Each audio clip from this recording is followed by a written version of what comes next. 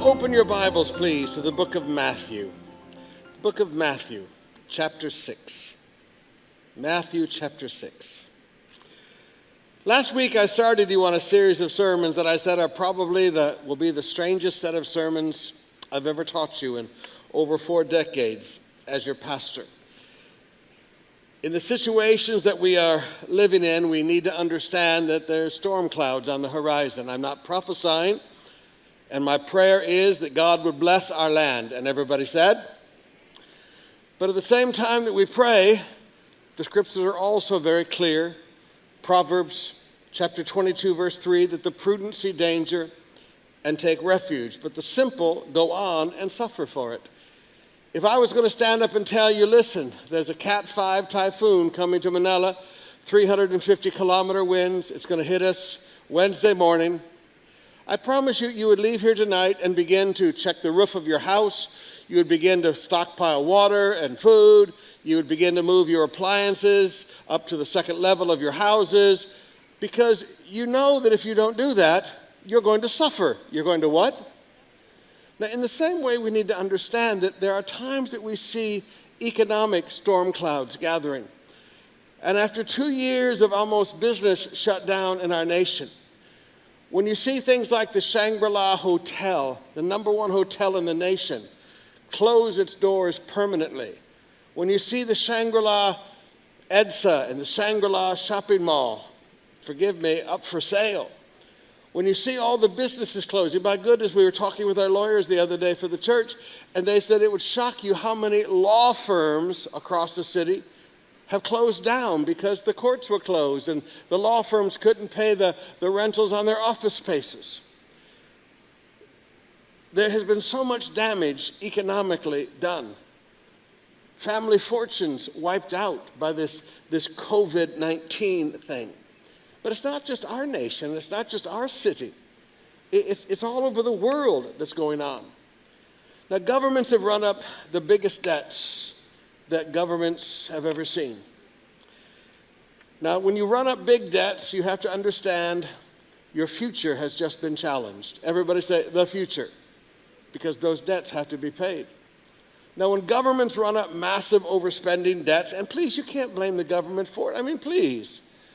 Again, all the COVID shots, all the ayuda, all the medical attention, all the PhilHealth. I mean, the government has been pouring out money like a river. And no, it wasn't corruption, but the government has been pouring out money like a river, trying to keep the country going.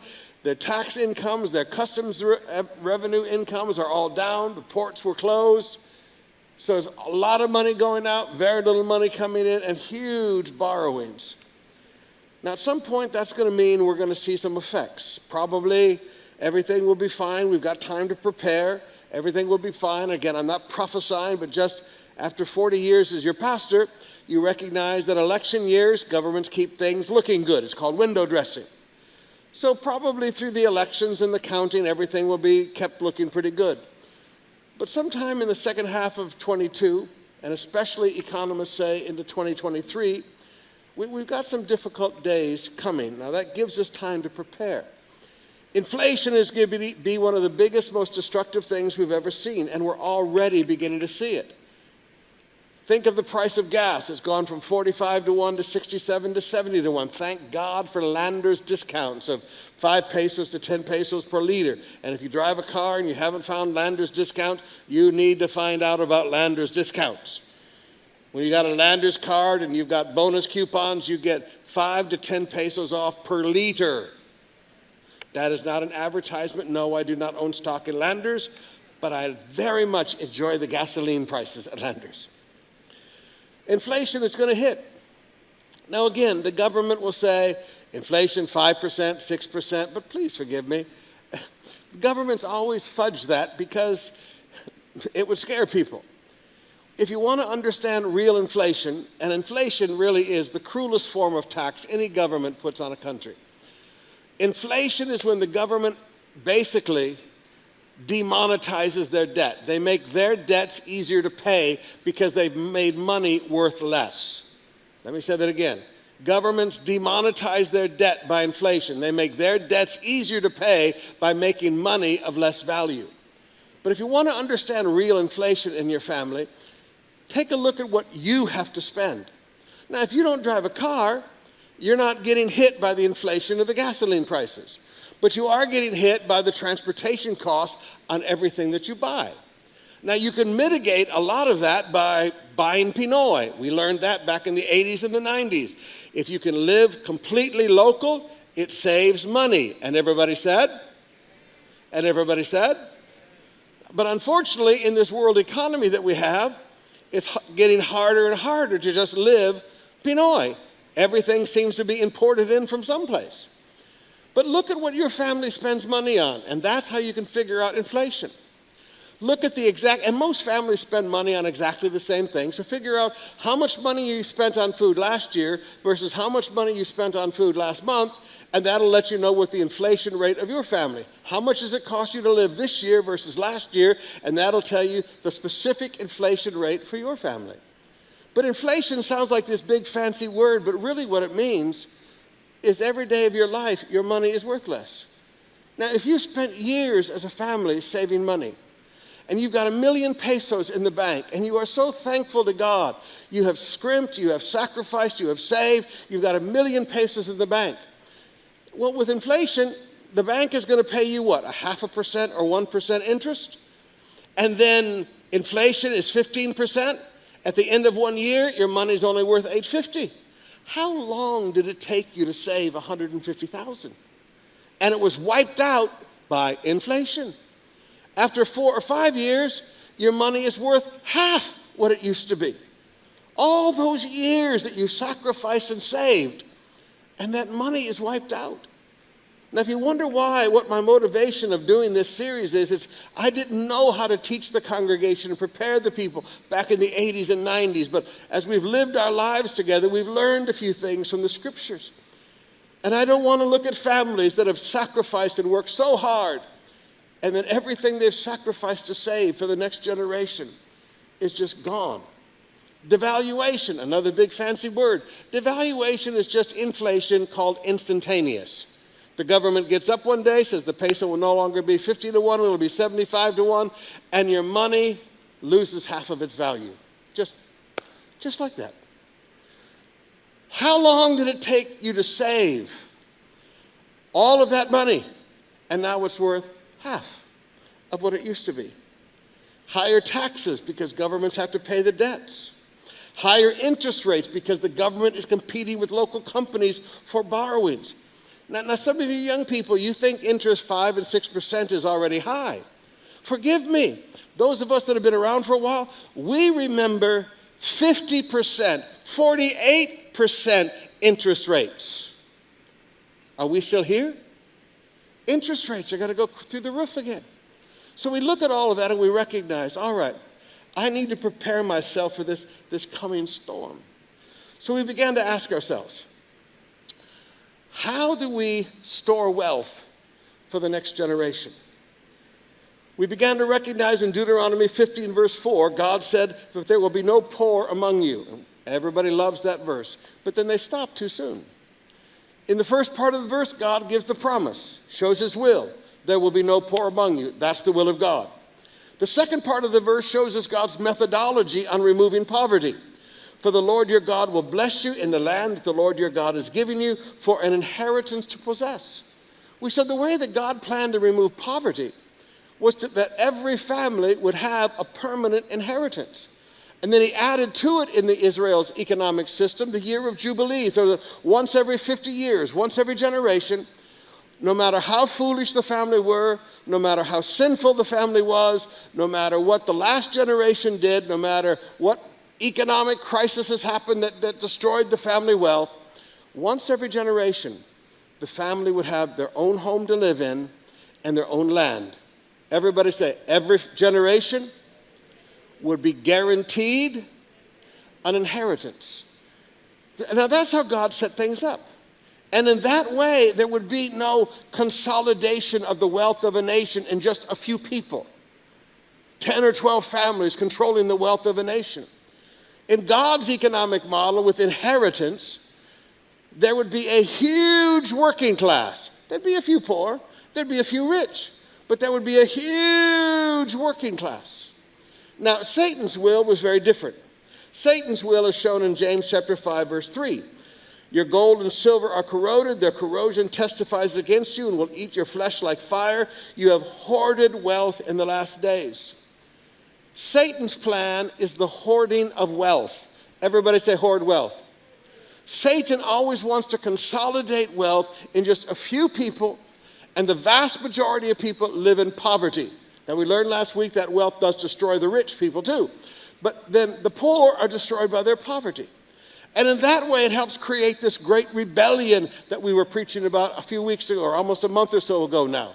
Because people are so dissatisfied and they're so upset. It's what creates revolution. It's what creates anarchy, this tension between the uber rich and the uber poor.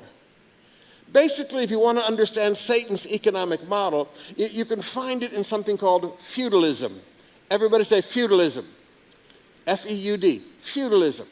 It's an economic system, and I'm oversimplifying, but basically it's an economic system of the uber rich and the uber poor.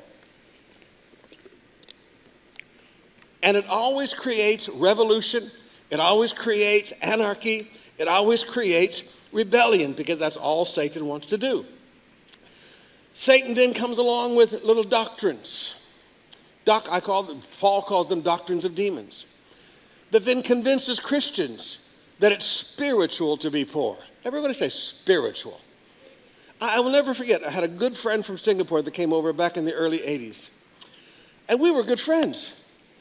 And he'd been taking a class in a seminary in Singapore on blessed poverty.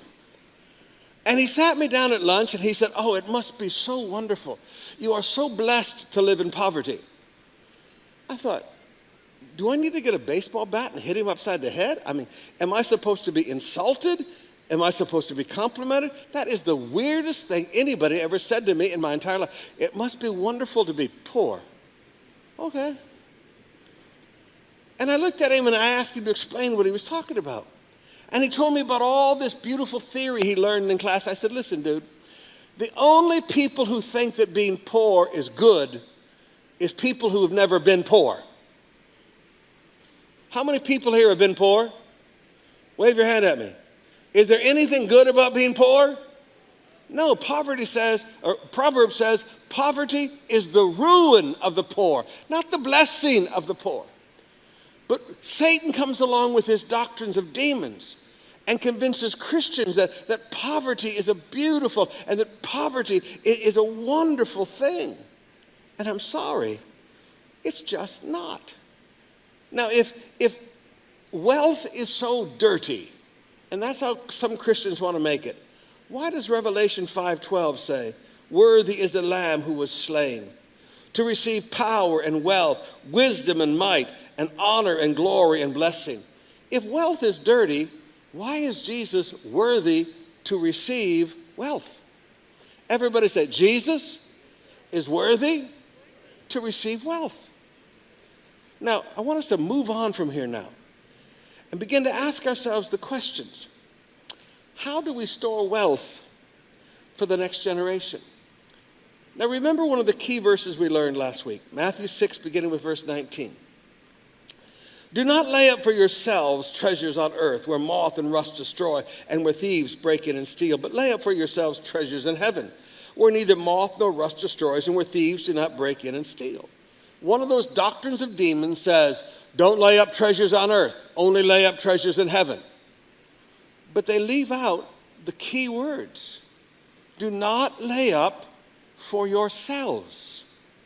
You see, people who just lay up money for themselves, that is selfishness, that is greedy. Everybody say, that's wrong. But he says, don't lay up for yourselves. Now then he tells the parable in Luke chapter 12. Luke 12, beginning with verse 21. The rich man had a big harvest. And so he said, what am I going to do? He said, I know what? I'll tear my barns down, build bigger barns, and then I'll just relax and enjoy my life.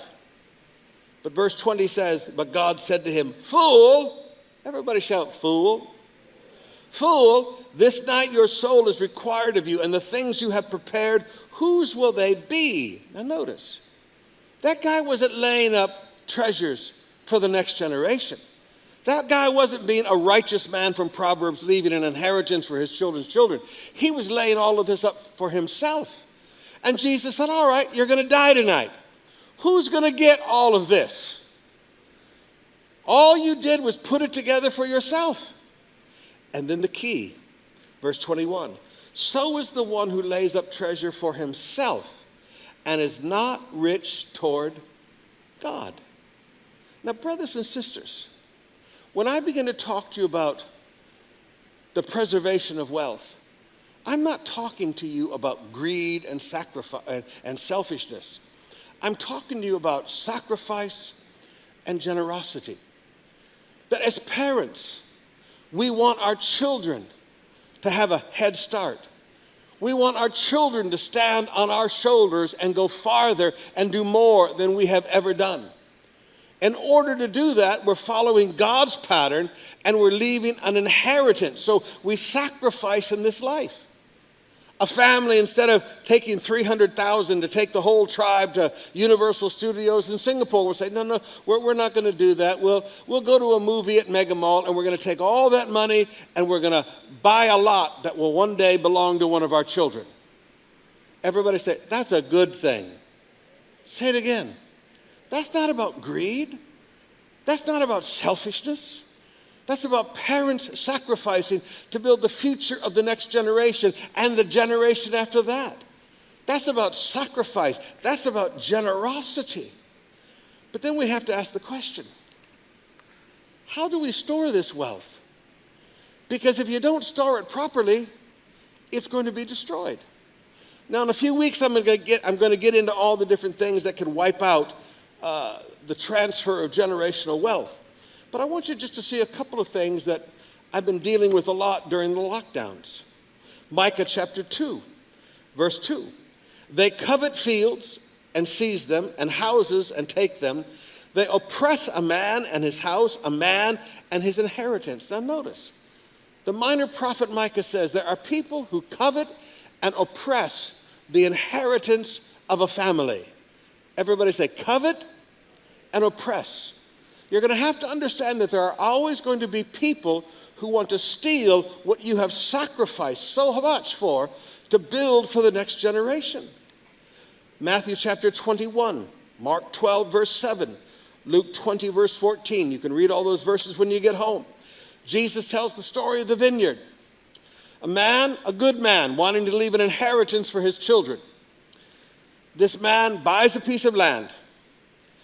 He plants a vineyard. He builds a fence around the vineyard. He builds a watchtower.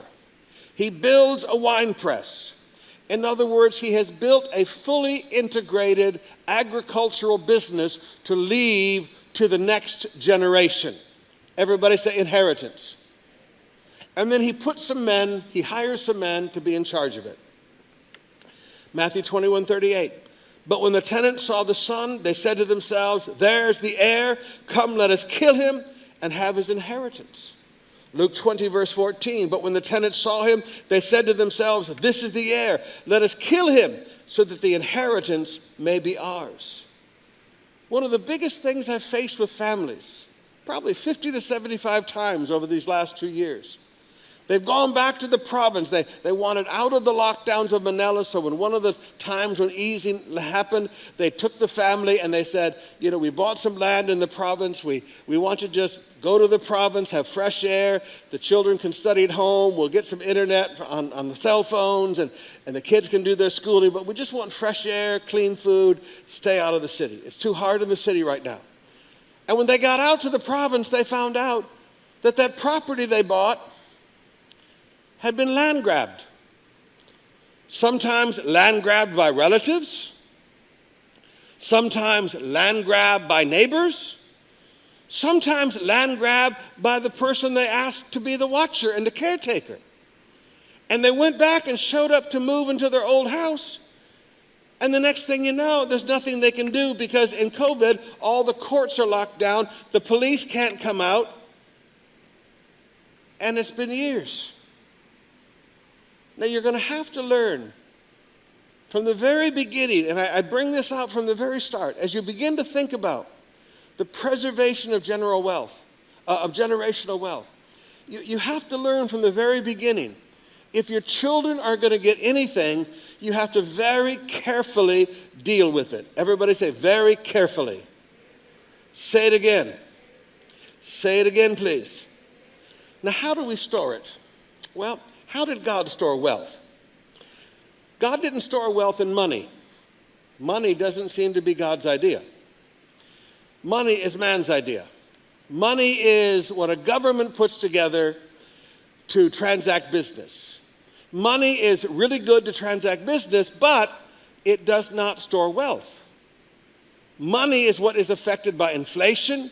Money is what is affected by devaluation. Money does not store wealth. Money can transact business, but money does not store wealth. So if all you've done is put money in the bank, I'm sorry, you're not storing wealth. You have disaster ahead. Everybody say, disaster. Say it again. How did God store wealth? Well, think back to what we learned last week. God stored wealth by land. Deuteronomy 15, verse 4. His methodology of removing poverty from among them was a land inheritance. Same thing in Genesis 17, verse 8. Leviticus chapter 20, verse 24. But now, there's something I want you to see here. God's plan is always perfect. God never needs a plan B. Everybody say, God's plan is always perfect. God's plan for Israel to remove poverty was a family would always have an inheritance for the next generation. When you get home, I want you to read Ezekiel chapter 45 and Ezekiel chapter 47. In fact, that's in our devotional reading for next Saturday or Sunday anyway. I want you to read Ezekiel 45 and Ezekiel 47. And I want you to notice that during the millennium, when Jesus is ruling and reigning on earth, and we have come back and we are living with Jesus in our glorified bodies, I want you to remember that during that 1,000 years, there will be people born, there will be people, normal people like our bodies right now, will be born, they will live, and they will die. Now, how does God remove poverty in the millennium? His first plan was perfect. He didn't need to change it. In Genesis 45 and Genesis 47, he again distributes the land to every family in Israel. Are we still here? Now, when that hit me, I just sat back and laughed. I said, would you look at that? God does not need a plan B. God's plan A would have worked if men participated in it properly. And now when it's in the millennium and Jesus is ruling and reigning and will make sure God's plan is implemented properly, it's the same plan. Every family, every tribe, every clan has an inheritance. And the year of Jubilee will continue to be celebrated. And so there will not be any poverty in all of Israel during the millennial kingdom, during the millennial reign. Because finally, his plan to eliminate poverty will be fully implemented. And it just blows me away. Thousands of years ago, this was God's plan to eliminate poverty. In the millennium, there is not a better way to do it. Now that just blows my mind. In the millennium, with Jesus ruling and reigning, there is still not a better plan than God's first plan. His plan to eliminate poverty by creating inheritance is perfect. Now, what does that mean to us as families? Proverbs chapter 19, verse 14. House and wealth are inherited from fathers, but a prudent wife is from the Lord. Now, we've always preached the second half of that verse, a prudent wife is from the Lord. But we also have to back up and recognize a house and wealth are inherited from fathers. Now you say, well, Pastor, only Israel had land given to it. No, that's not true. Deuteronomy 32, verse 8, when the Most High gave to the nations their inheritance. When he divided mankind, he fixed the borders of the peoples according to the number of the sons of God. God gave every nation their own land. God gave the Philippines to us. I didn't hear you. God gave every nation their own land, and he was really strict about it. If you think with me to Deuteronomy chapter 2, verse 5, verse 9, and verse 19. That's Deuteronomy 2, verse 5, verse 9, and verse 19. As Moses led the people of Israel out of the land of Egypt toward the promised land, God said, you are not to go in to the land of Esau, the brother of Jacob, because I gave that land to Jacob's brother, to your great uncle. That land belongs to them. And then he said, you are not to go into Moab. That's one of the descendants of Lot. You are not to go into Moab. I gave that land to them. And then he said, Moses, you are not to go into Ammon, because again, that's a descendant of Lot, the other son of Lot. He said, the other grandson of Lot. He said, I gave that land to them. So you and I cannot think today that God had one economic model that he wanted to pattern for Israel and something for the rest of the world. He gave every nation their own land, just like he gave Israel. And now he looks at us today and says, house and wealth are from a father. Everybody say, inherited from fathers. As parents, we should leave our children a house and wealth. Everybody say, as parents, we should leave our children house and wealth. So that's one way wealth is passed on to the next generation. Now, how do we apply that?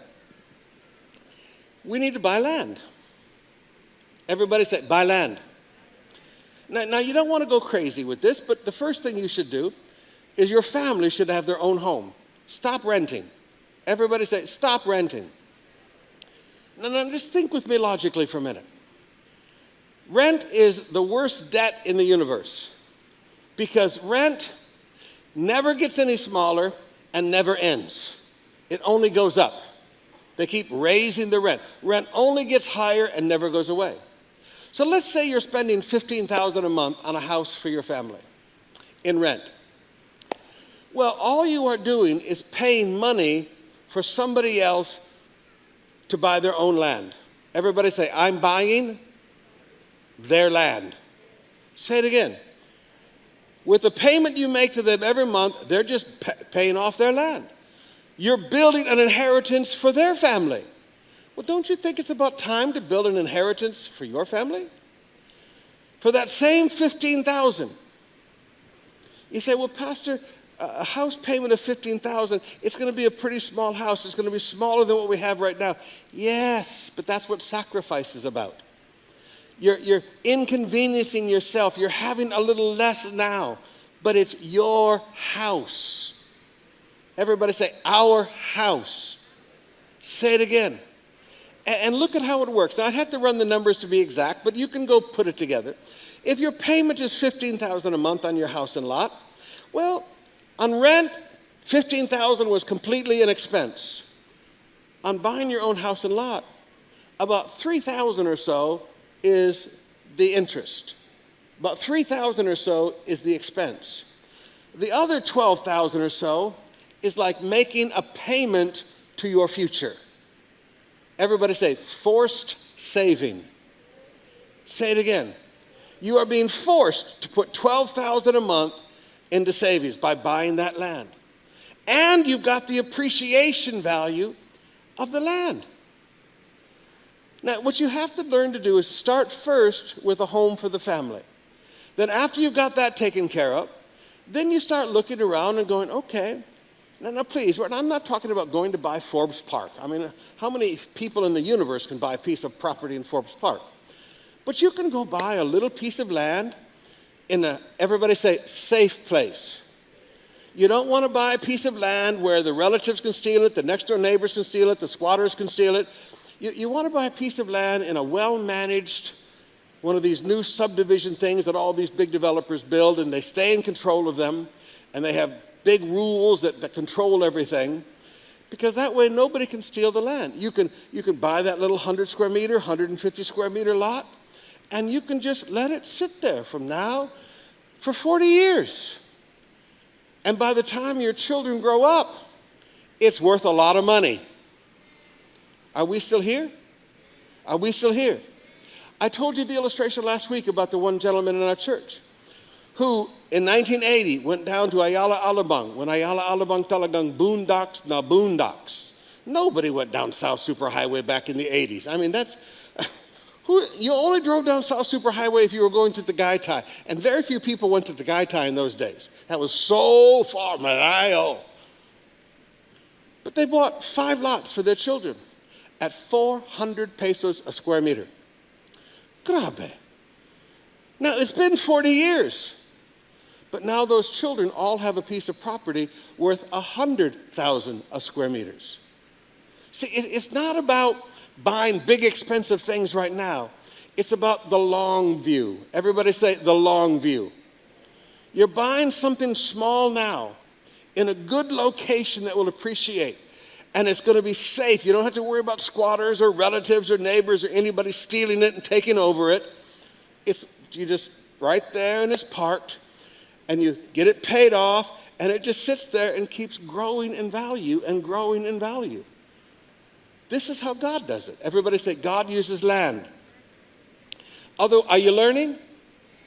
Other ways to store wealth. Joseph stored wealth by buying up food, all the commodities of Egypt during the 7 good years. The story is in Genesis chapter 41, verses 47 to 49. Now, commodities are one thing, but you got to be careful. He had to put big investments in to build storage cities so it wouldn't be destroyed, and even then you're going to have shrinkage. But I think the most important thing to learn out of Joseph is that by saving 20% a year for 7 good years, he covered all the expenses of a nation for 7 bad years. Now you go, how can that be? 20% is not 100%. Yes, but 20% of 7 good years is bigger than a normal harvest. And 100% of the bad years, people don't spend as much money and they don't eat as much. So you have to understand, prices come down in the hard times. So you look around and you go, all right, if I can save 20% in the good years, it's going to go a long way in the hard years. That's the big takeaway from Joseph. Now also, you look at storing of wealth in a movable way. Everybody say movable wealth. Israel, for generations, were slaves in Egypt. And God told them in Exodus 12, verse 35, the people of Israel have also done as Moses told them, and they asked the Egyptians for the silver and gold jewelry and for clothing. And the Lord had given the people favor in the sight of the Egyptians, and they let them have what they asked. Thus they plundered the Egyptians. Now, silver and gold and clothing. Now, 2 of those match, 1 of those doesn't match until you remember that the people of Israel as slaves did not have proper clothing. They were slaves. They needed something to wear. Everybody say they needed something to wear. And remember, God did not let their clothes or their shoes wear out for 40 years. But notice, when they plundered Egypt, silver and gold, they stored wealth for 40 years for the next generation in precious metals. Everybody say precious metals. Think of Jacob, Genesis 42. Every time he sends his sons to Joseph and Israel, Jacob sent with his sons silver. So Jacob had stored silver, he had stored wealth in silver, and when there was a famine, he could not send flocks of herds of sheep and goats and send them to Egypt to buy food for the family. They would have died on the way. But he had stored wealth that was movable. He had stored wealth in precious metals, silver, and when the family was having a hard time and needed to survive, he could sell that for food to feed the family.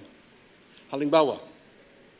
I was reading an article not too long ago in one of the business magazines, and it was talking about people speculating why the price of gold has not gone up as much as they thought it would go up during COVID-19. And they said one of the reasons is India. Because in India, the Indians love gold even more than the Chinese love gold. And the Indians store their wealth in gold. They give it in dowries. I mean, gold is very important in the Indian culture. And when COVID-19 hit and families lost their jobs and businesses began to go down, what the Indian people did was sell their gold and support their family through the hard times. So again, they were just like Jacob sending silver to Joseph. They had stored wealth in precious metals. Look at Jesus.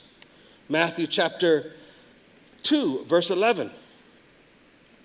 And going into the house, they saw the child with Mary his mother, and they fell down and worshiped him. Then opening their treasures, they offered him gifts, gold, frankincense, and myrrh. Now remember, every year during Christmas we teach you, this is not a small amount. They didn't open the little purse on their belt. They opened their treasures. Everybody say their treasures. And they gifted Jesus with this endowment of a king.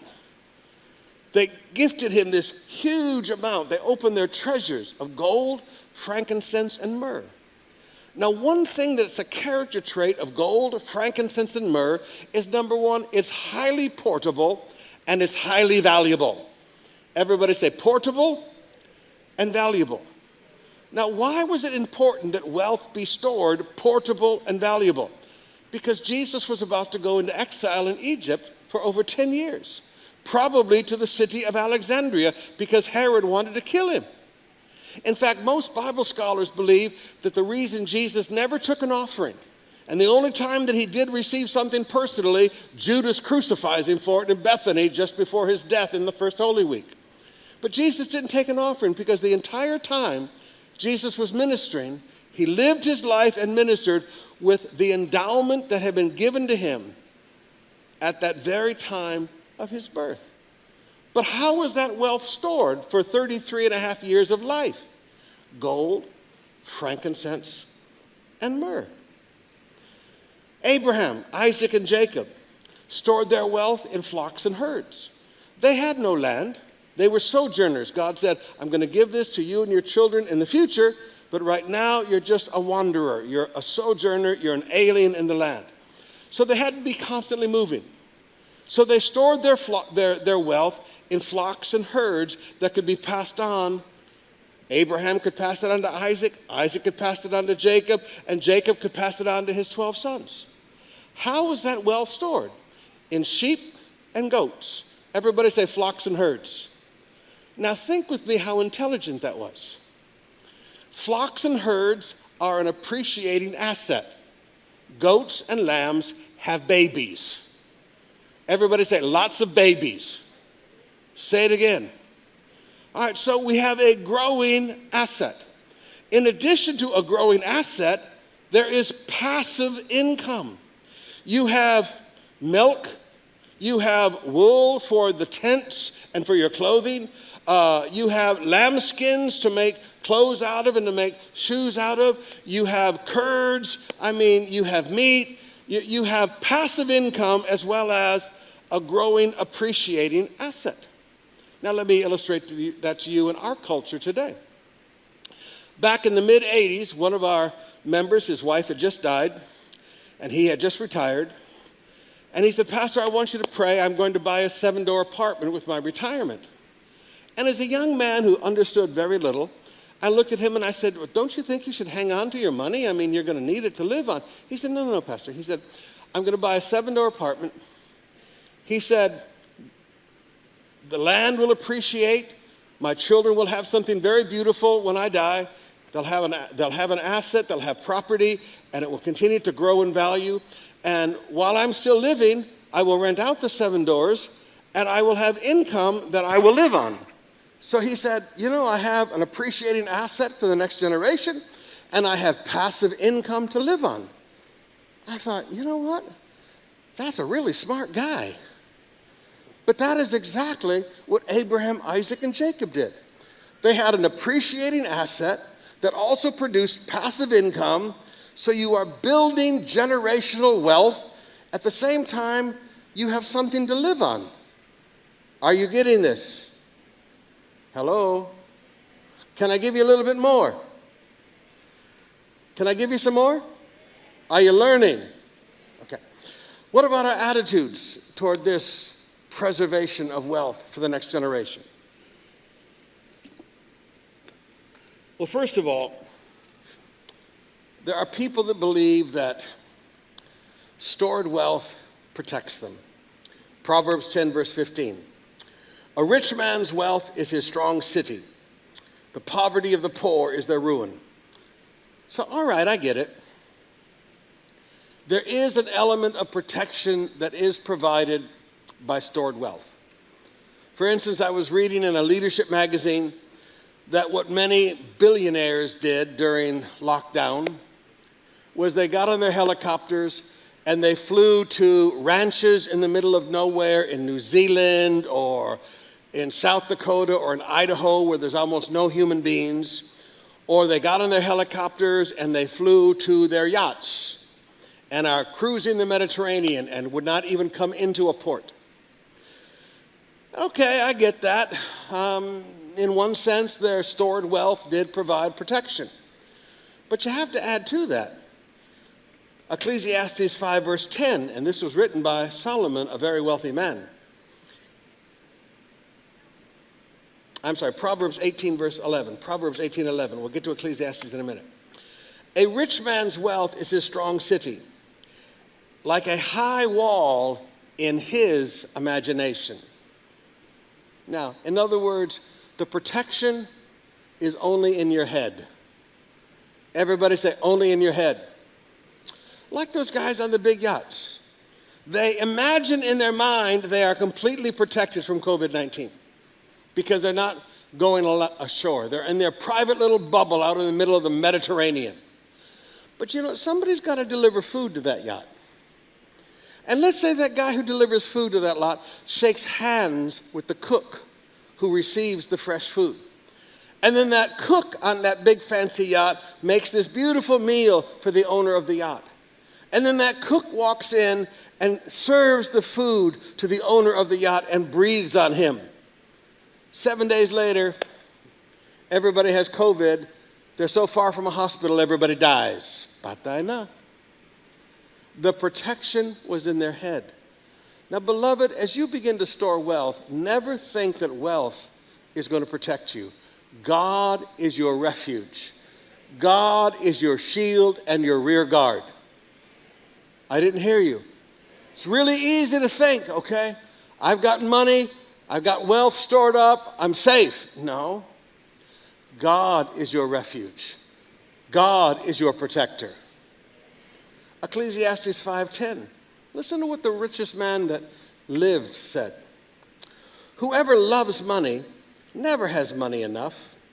Whoever loves wealth is never satisfied with his income. New International Version.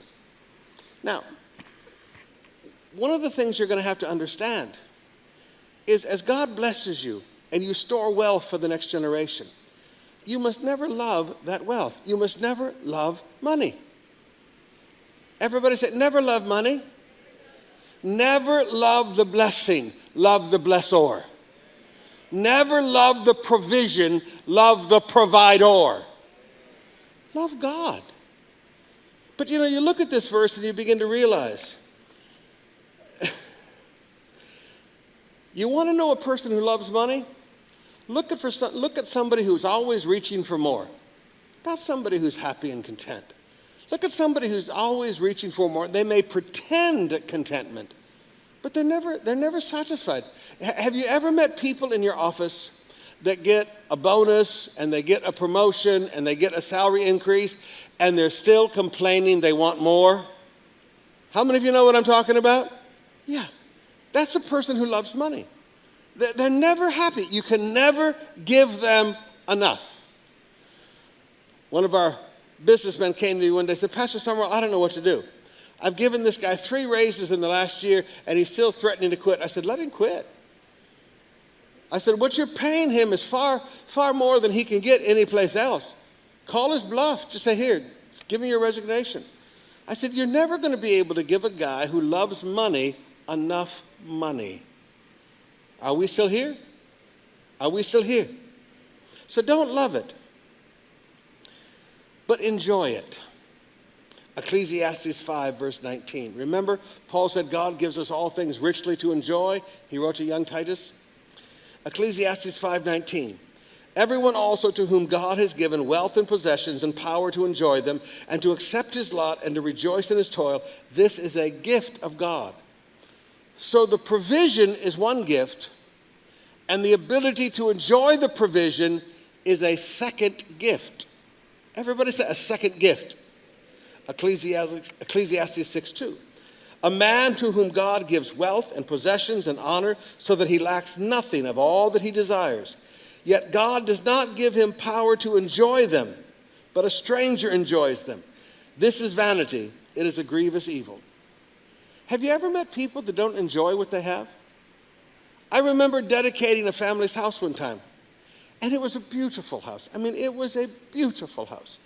And I was looking at the guy and I said, you know, God has blessed you and you have the most beautiful house. You must really enjoy this. He said, I don't like the house. I said, what? He said, I don't like it. I said, well, what's wrong with it? He said, I just don't like it. I want a bigger house. I said, this is huge already. You rattle around like marbles in here. I said, it's just 3 of you, 4 of you. I said, what's wrong with the house? He said, I don't like it. Now, you know what? I said, sir, with all due respect, God gave you a beautiful house. Now you need to pray that God gives you the ability to enjoy it. That's a second gift. I remember getting in a car with a guy one time, beautiful car. And now you got to understand, I like cars. This was in another country. This was a high-performance car.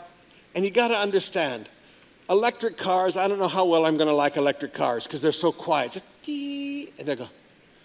I like big V8s and big V12s and da da da da da da da da.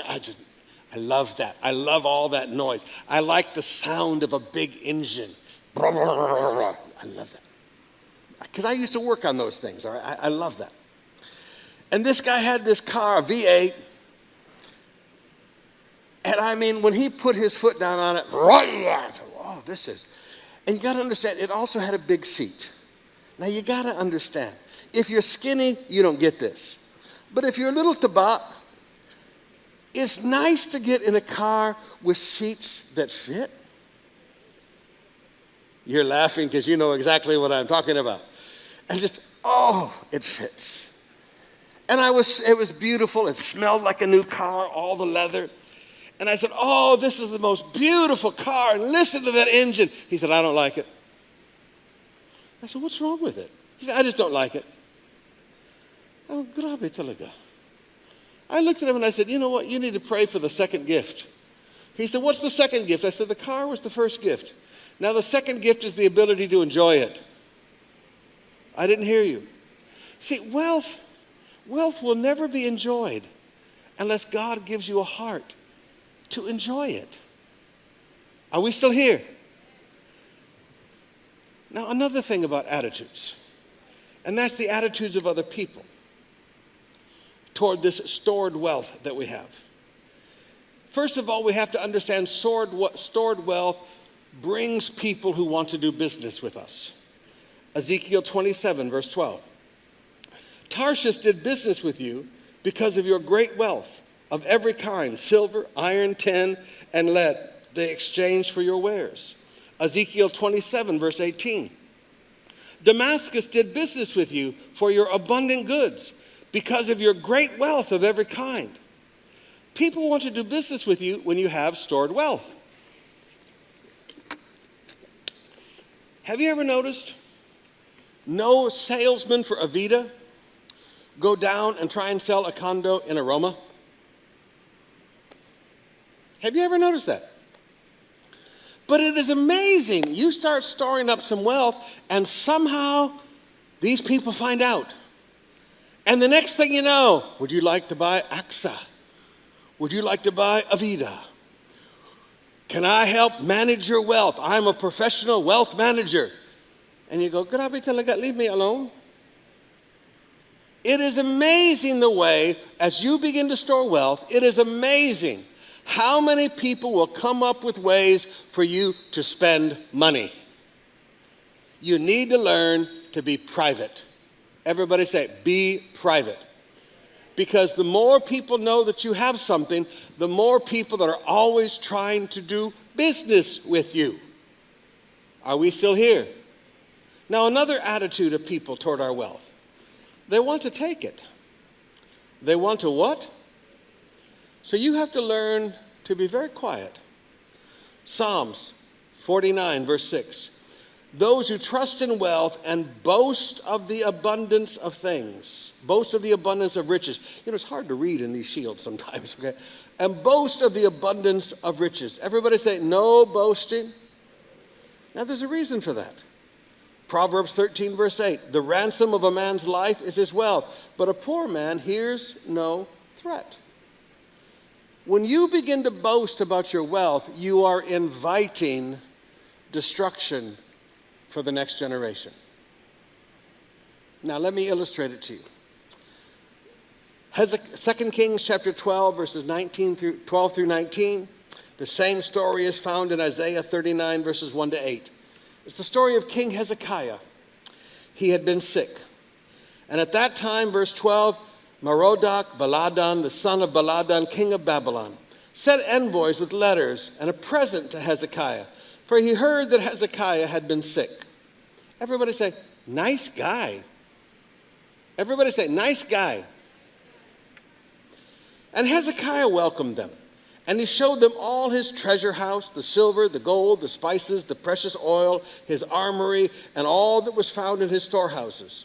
And there was nothing in his house or in all his realm, in other words, even the temple, in all his realm, that Hezekiah did not show them. Then Isaiah the prophet came to King Hezekiah and said to him, what did these men say? And from where did they come to you from? And Hezekiah said, they have come from a far country, from Babylon.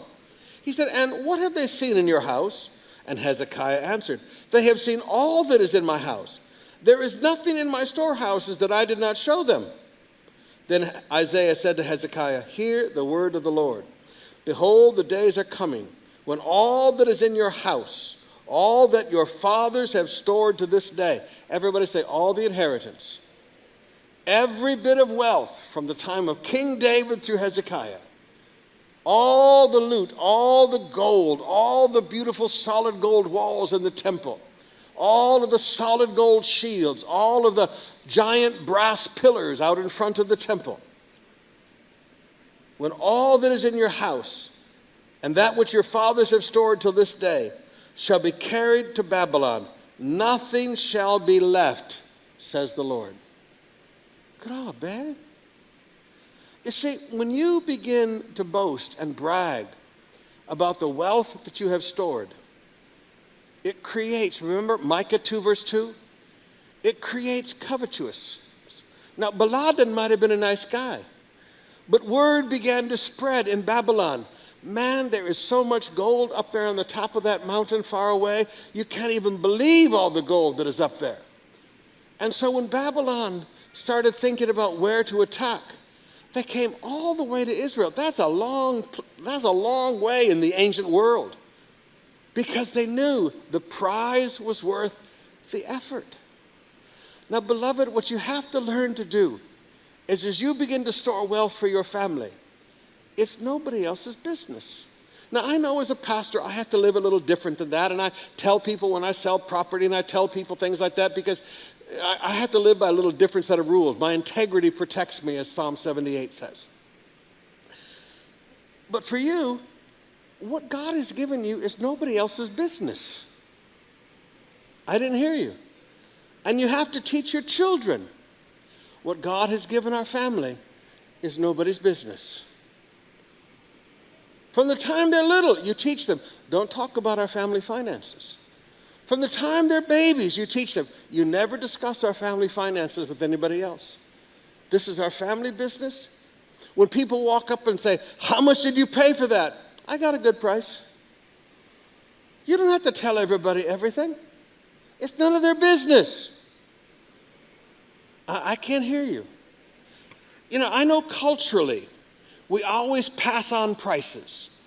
Because for the most part, still, even 4 decades since I've been your pastor, everything we buy is bargained for. And so we're always gathering information to bargain. So we always ask people how much, diba? It's just part of who we are as a people. But now there comes a point when, all right, they ask how much you paid for fish at the market. How much were those cute little tilapias that you had for breakfast this morning, Pastor? Okay, yeah, that's great. But when it comes to the wealth that God has given you, it is nobody's business except you, your family, and Jesus. You don't love it. You don't boast about it.